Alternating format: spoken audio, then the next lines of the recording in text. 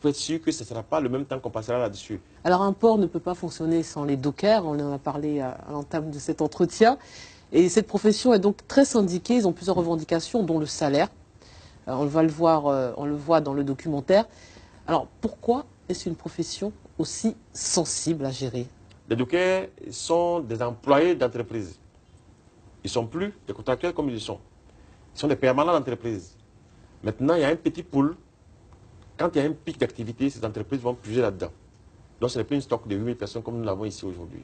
Mais ce que je voudrais vous dire pour vous rassurer, même en Côte d'Ivoire, l'État travaille dessus. Il y a une commission qui est en place aujourd'hui.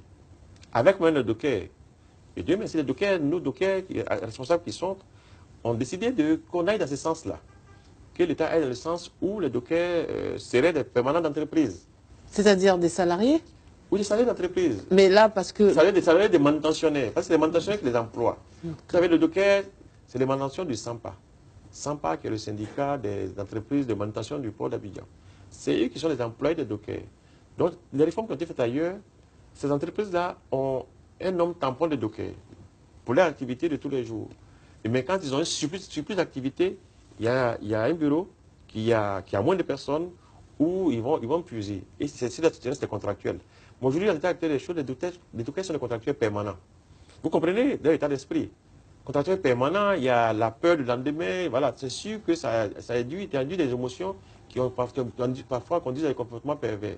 Mais là, aujourd'hui, l'État et les dockers, nous sommes en train de travailler, et le port, nous travaillons un peu à refondre un peu ces choses-là pour que demain les dockers soient plus sécurisés dans le cadre de leur travail. À ce moment-là, on a moins de risques d'avoir ce qui est dit aujourd'hui. Oui, parce qu'en plus de la précarité du contrat, vous venez de le dire, il y a aussi le salaire. Un des dockers nous dit dans le documentaire qu'après 3 jours de travail, il repart avec 10 000 francs CFA. Oui, enfin, Et je travaille dans des conditions qui sont pas simples. J'ai jamais vu les bulletins de solde, c'est vrai. Mais en même temps, vous comprenez, les contractuels ne sont pas traités comme les permanents.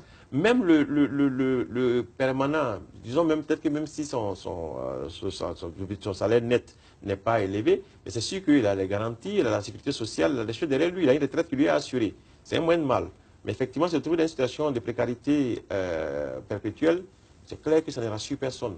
C'est pour ça qu'ils sont volontiers engagés dans la discussion, de sorte que bon, demain on puisse un peu améliorer et réformer ces secteurs-là et leur offrir des conditions de travail meilleures.